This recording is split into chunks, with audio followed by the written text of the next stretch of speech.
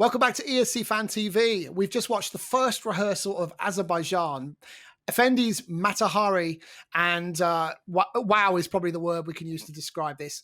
Azerbaijan have thrown everything at this. We've had fire, we've got snakes coming out of the back of the stage, we've got fantastic choreography, great routine, we've got stocking suspenders. Martin, what are we missing here? They've thrown everything at this, haven't they? True. I mean, the main thing that I learned today is that Efendi can actually sing live at this speed, which is brilliant because until now, all the promo parties has obviously been playback. This was brilliant. She actually throws herself into it. As we've been discussing beforehand, she's not a dancer, but she's given it a real good go. And she's doing everything she's been asked to do. Great singing. And everything about this is really, really solid. Admittedly, the dancers aren't the most animated that I've ever seen, but they do great armography at one stage. And yeah, it's a good song. It's a good banger for us all. One word, Martin, sexy. That's what this song is. That's what it says to me.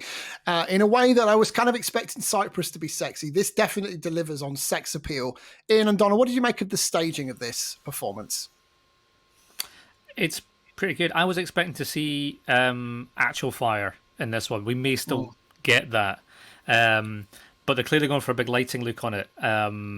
As we saw it through they pumped a lot more haze into it, so all the lighting popped much more on camera, and it had a much more of a almost quite disco look. But yeah, it's much more colourful. Much more colourful, and it's much more prominent later on. And it works. There's some really nice side lighting on them as well as dancers.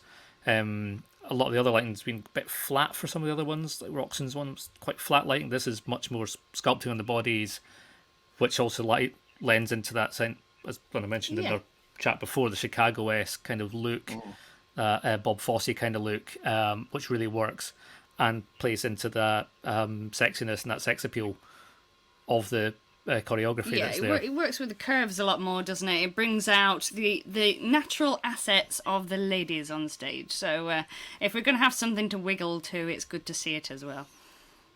Can't say I'd noticed, Donna, to tell you the truth. I mean, look, everybody knows I'm a fan of this song. At the first run through, I was a little concerned because I wasn't entirely sure where we were heading, but I think by the end of it, I get it. It's a good story that she's telling on stage. The lighting definitely works, really brings this alive, and I think the choreography is pretty good too. Martin, is it kind of anything that could be missing from it? Is it just fire that we think we're missing?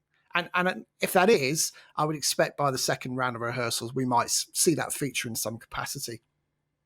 A bit of pyro and the staging director to tell the dancers to move a little bit more be nice, but it's there. It's just a bit more animation for me. I think it would, because Efendi's throwing herself into it. It's just like the dancers are a bit static. But yeah, there you go. Just how I viewed that one. So still see this as a top 5 for me. I still think this is a guaranteed qualifier from semi-1, which is shaping up to be incredibly tough.